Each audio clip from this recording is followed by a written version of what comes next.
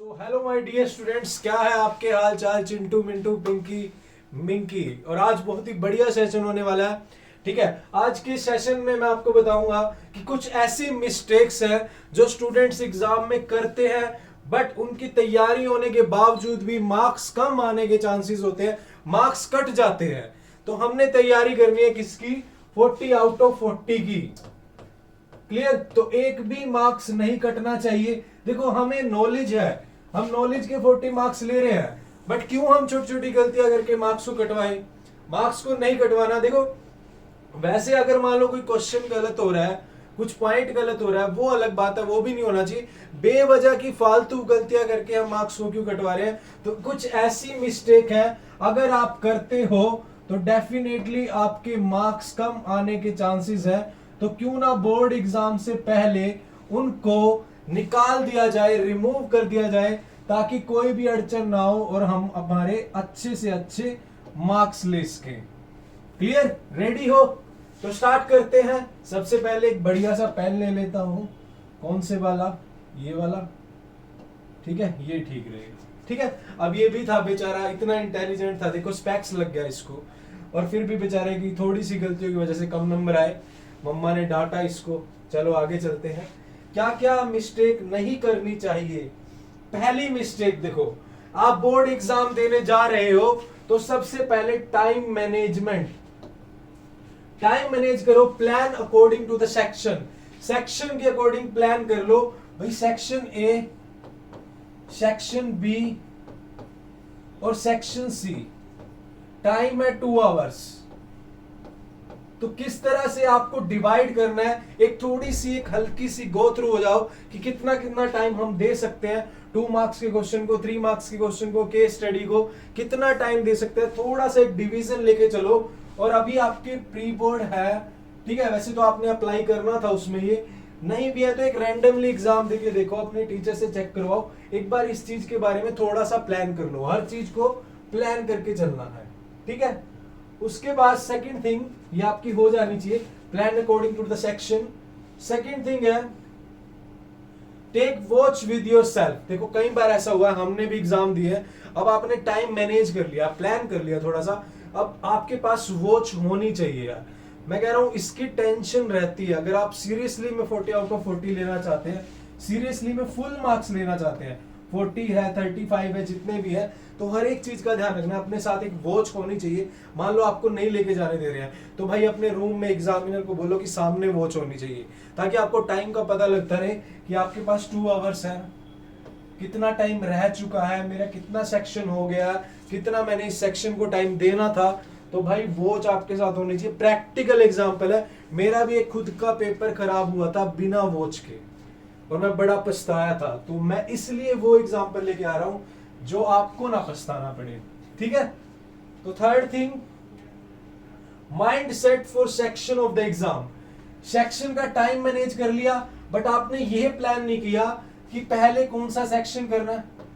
Section A करना है, section B करना है, कौन सा सेक्शन आपको पहले उठाना है, एक थोड़ा सा माइंड लेके चलो।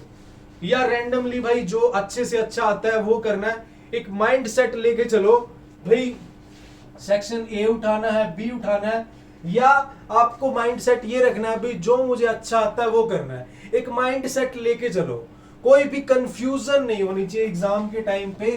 कंफ्यूजन हुई तो मार्क्स खत्म, मार्क्स कट जाएंगे। Confusion is inversely proportional two marks. जितने कंफ्यूजन ज्यादा होगी उतने मार्क्स कम होंगे, जितने कंफ्यूजन कम होगी उतने मार्क्स ज्यादा होंगे।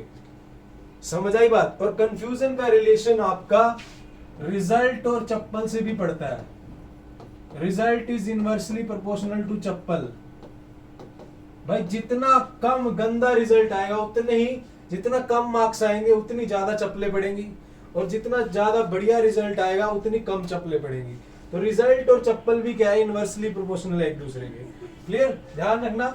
आगे चलते हैं, सचिन जी हंस रहे हैं इस पे। उसके बाद नेक्स्ट जो है पेन सिलेक्शन। भाई पेन सिलेक्शन भी बहुत जरूरी है। कुछ ना बड़े उसकी तरह चलते हैं, बाहुबली की तरह, बाहुबली साम्राज्य क्या भाई, हाँ भाई मैं युद्ध के लिए जा रहा हूँ, नई तलवार लेके जानी है। नई तलवार तो वैसे भी नहीं युद्ध में लेके जाते यार, पेन लेना, पेन सिलेक्शन पहले तो बढ़िया लेनी है। देखो अगर आप मैथ्स के पेपर में जेल पेन लेके चलोगे तो मेरे ख्याल से स्पीड नहीं बनेगी जेल पेन से। बॉल पेन ठीक रहता है मैथ्स के एग्जाम में, ठीक है। और सेकंड थिंग, ये कुछ स्टूडेंट्स है भाई, हाँ मम्मा आज मेरा पेपर है, देना 50-60 रुपए, एक बढ़िया सा पेन लेके जाना है, सुबह सुबह नया पेन लेके चलेंगे, वो पेपर में चल रहा है नहीं चल रहा है, उतनी स्पीड नहीं बन रही है, तो पेन सिलेक्शन भी पहले ही देख लो कौन सा लेना है, 2-3 उस तरह के ले लो जो आपके अच्छे हैं, बढ़िया है, उनको चला के देख लो पहले ही। ऐसा ना हो कि पेपर में तलवार निकाली और तलवार चलेगी ना, तलवार खराब है तो गर्दन कट जाएगी और मार्क्स भी कट जाएंगे, ठीक है। ऐसा पेन होना चाहिए, इस तरह की सिलेक्शन होनी चाहिए कि जैसे पुष्पा झुकेगा नहीं, वैसे ही पेन ऐसा हो रुकेगा नहीं। क्लियर? आगे चलते हैं भाई नेक्स्ट कंसेप्ट पे। Don't spoil your mood in morning. कई बार ऐसा होता है, मेरे साथ भी ऐसा हुआ है, आज ही हुआ है, बट मेरे को पता है, मैं अपनी इमोशन को कंट्रोल रखता हूँ। मुझे पता है कि आज भी मेरी सुबह थोड़ी सी फाइट होगी घर में, बट मैंने इमीडिएटली जब से जैसे ही यहाँ पे आया ऑफिस में, मैंने इमीडिएटली माइंड को क्लियर कर दिया, मैंने उसको सोचा नहीं। हाँ अगर मैं उसको सोचता, इमोशन में बहता और बहते बहते उसके इमोशन में सारा दिन खराब कर देता, तो भाई मान लिया आपका एग्जाम है, पेपर वाले दिन हो सकता है, बहुत ज्यादा चांसेस है आपकी, क्या पता किसी से सुबह सुबह लड़ाई हो जाए, फाइट हो जाए, कुछ भी हो जाए यार, ठीक है। कोई आप जा रहे हो, गाड़ी वाला कीचड़ से निकाल दे आपके ऊपर, कुछ भी आ जाए, गिर जाए, कुछ भी हो सकता है। अपने इमोशन को सेट रखना है, माइंड को सेट रखना है, अपने मूड को सेट रखना है, उसका जो आपका उसका क्या कहते हैं उसका इंप्रेशन आपके एग्जाम पे नहीं पड़ना चाहिए, उसका रिजल्ट आपके एग्जाम पे कुछ नहीं होना चाहिए। समझ आई बात? कोई भी एग्जाम पे उसका इंप्रेशन नहीं पड़ना चाहिए। क्लियर? समझ आ रहा है? क्लियर? एक असर बोल देते हैं, एक असर नहीं पड़ना चाहिए, प्रेशर नहीं होना चाहिए, ये चीज ध्यान रखना। देखो ये लड़ रहे हैं, अब ये लड़ाई हुई, इसके याद करा, थोड़ा इस चीजों का ध्यान रखना। हर एक चीज इंपॉर्टेंट है भाई, हर एक चीज। आगे चलते हैं। Don't take tension of previous exam. देखो ये बेचारा कैसे बैठा है, पेपर देने गया था, पिछले पेपर की टेंशन लेके बैठ गया, पेपर अगला भी खराब कर दिया। भाई जो चला गया वो चला गया, आगे की सोचो। प्रीवियस एग्जाम, भगवान करे ये भगवान आपके इन बच्चों के सारे एग्जाम अच्छे हो, सारे एग्जाम अच्छे हो, बट बाय चांस कोई खराब हो गया, पिछला हो भी जाता है, सारे केसेस लेके चलने चाहिए, ठीक है। कोई पता नहीं होता, ठीक है, कुछ भी हो सकता है, अच्छों के साथ भी बुरा हो जाता है और बुरों के साथ अच्छा हो जाता है, कोई पता नहीं होता। तो पिछले एग्जाम की टेंशन नहीं लेनी है, जो दे रहे हैं उसको देखना, पेपर के बाद सोच लेना प्रीवियस एग्जाम के बारे में। Is it clear? पेपर के बीच में ऐसी कोई भी टेंशन नहीं होनी चाहिए। एक बार मैं कैमरा चेक कर लूँ इस सेशन में, फिर आगे चलते हैं नेक्स्ट पे। क्लियर? नेक्स्ट पॉइंट क्या है भाई मेरा? नेक्स्ट पॉइंट है paper presentation should be good. देखो मेरे भी एग्जाम में ड्यूटी रही है, मैंने एग्जाम चेक किए। एग्जामिनर होता है ना, तंग बैठा होता है, उसको टेंशन, उसके पास क्या होती है 20, 25, 30 कॉपीज होती है जिसको एक दिन में चेक करनी होती है, और वो ऑलरेडी तंग होता है, उसको पैसे भी मिलते हैं एक कॉपी के, ठीक है, प्राइवेट टीचर्स ही जाते हैं, तो वो कॉपी चेक कर करके थक जाता है। मान लो 20 कॉपी चेक कर ली, 21वां आपका नंबर आ गया, अब उस टाइम उसका मूड बिल्कुल वो टेंशन में है, उसको जो सही दिखेगा नंबर देगा, और जो थोड़ा सा उसको ढूंढना पड़ गया ना, एक्स स्क्वायर 2x कहाँ पे है अभी, वो नंबर कट है भाई, उसको नहीं टेंशन, उसको अपने मूड की टेंशन है, ठीक है ना, उसको ज्यादा तंग नहीं होना। तो आपको एग्जामिनर को तंग नहीं करना, ठीक है। अपनी पेपर प्रेजेंट इतनी बढ़िया हो कि एग्जामिनर को आंसर इस तरह से, अब जैसे ये है, चलो ये तो बहुत ज्यादा बढ़िया, ज्यादा टाइम वेस्ट किया हुआ, इतना भी नहीं करना, डेकोरेट फूल, कभी फूल वगैरह लगाने बैठ जाओ, ऐसा भी नहीं, बट प्रेजेंटेशन आपकी बिल्कुल बढ़िया हो, और जो स्टार्टिंग का सेक्शन हो ना, पहले 2 पेज या पहला सेक्शन हो, बिल्कुल क्लियर कट, साफ साफ होना चाहिए, ताकि एग्जामिनर के मन में एक इमेज बन जाए कि यार बहुत बढ़िया लड़का है, कितना अच्छा लड़का है, कितने अच्छा एग्जाम कर रहा है। अगर पहले स्टार्टिंग से वो उसका अच्छा मूड बन गया, तो बाद में अगर थोड़ा बहुत गलत भी होगा तो सही करके कुछ मार्क्स देने की ट्राई करेगा। बट अगर स्टार्टिंग में इमेज घटिया बन गई ना, ठीक है ना, तो फिर वो बाद में अगर सही भी हो गया उसको भी काटेगा, मतलब सही तो नहीं काटेगा, मतलब उसको, मतलब मैंने क्या बोला था, अगर मान लो थोड़ा सा गलत हो गया उसको ठीक करके नंबर दे देगा, बट अगर स्टार्टिंग में इमेज बन गई ना, वो गलत है तो गलत ही कर देगा उसको। समझ आ रही है बात? ये बातें ध्यान रखना, सारी इंपॉर्टेंट बातें हैं, इज इट क्लियर? तो ये चीज का ध्यान रखना, और वीडियो अच्छी लग रही है तो लाइक करें, शेयर करें ज्यादा से ज्यादा। आगे चलते हैं। डू ऑल क्वेश्चन, देखो सब्जेक्टिव पेपर है,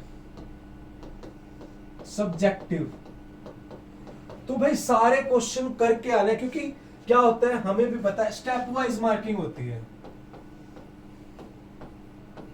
स्टेप वाइज मार्किंग होती है भाई। हाँ इतने सेक्शन के ये, इवन जो लास्ट में आंसर भी लिखना होता है ना, मान लिया मैथ्स में आंसर लिखना है x = 5, इसके भी हाफ मार्क्स होते हैं।